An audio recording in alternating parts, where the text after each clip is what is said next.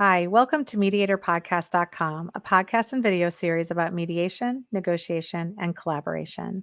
My name is Melissa Gragg, and I'm a valuation expert and mediator in St. Louis, Missouri, specializing in divorce and partner disputes.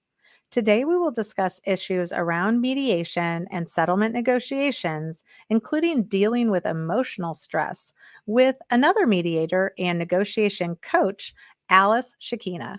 She's based in California and has a very unique background with over 20 years of theater experience that she brings to her mediation practice. She's an improviser and excellent people reader. Welcome, Alice. How are you?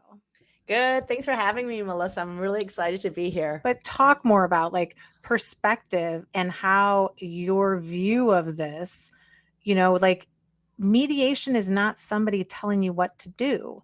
Mediation is being active in the solution. So seeing things in a positive way when we're used to seeing them in a negative way is sometimes difficult for people to shift it. Absolutely. And that's sort of why I do the exercise I just talked about, which is when I ask them, can you come up with some solutions that would solve for all of this? I love the fact that you used your child and the liar thing, because in mediation, I tell people, don't use lie, liar, or lying. I said, instead, please use the phrase, I have a different perspective. Mm-hmm. And the reason why I do that is because when people use those words, it automatically triggers the other side. And now they're not in a listening mode anymore. Mm-hmm. Like it turns, their defensive modes kick in immediately. It's like a switch, right? You just flip the switch, say you're a liar, and now the switch is flipped. Mm-hmm. And now the person can't listen, so they can't comprehend. And so communication stops. And so I try to get people to not flip that switch and just say, I have a different perspective. And believe it or not, nobody gets triggered by that. And so they're like, oh, okay. And then they listen.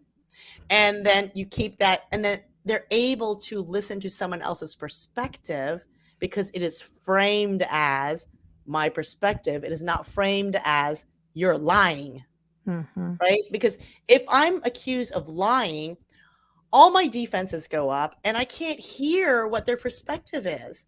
So I feel like it's very important when we're communicating to try to keep the lines of communication as open as possible, which includes saying, I've got a different perspective. Can I share that with you? Right.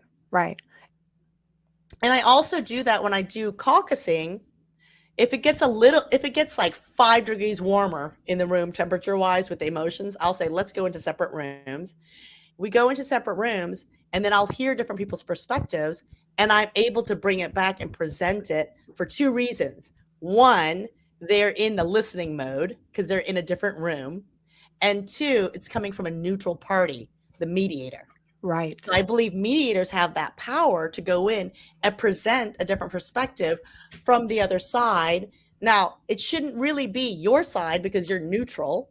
Every once in a while, I might say, objectively looking at this, it looks like this, but I try not to insert myself. And I try to say, I'm a neutral person and I'm presenting the perspective of the other side. And they're able to listen to it because they're in a different room and they have the safe space to be able to act out, roll their eyes, do whatever, and then ultimately understand the other side's perspective.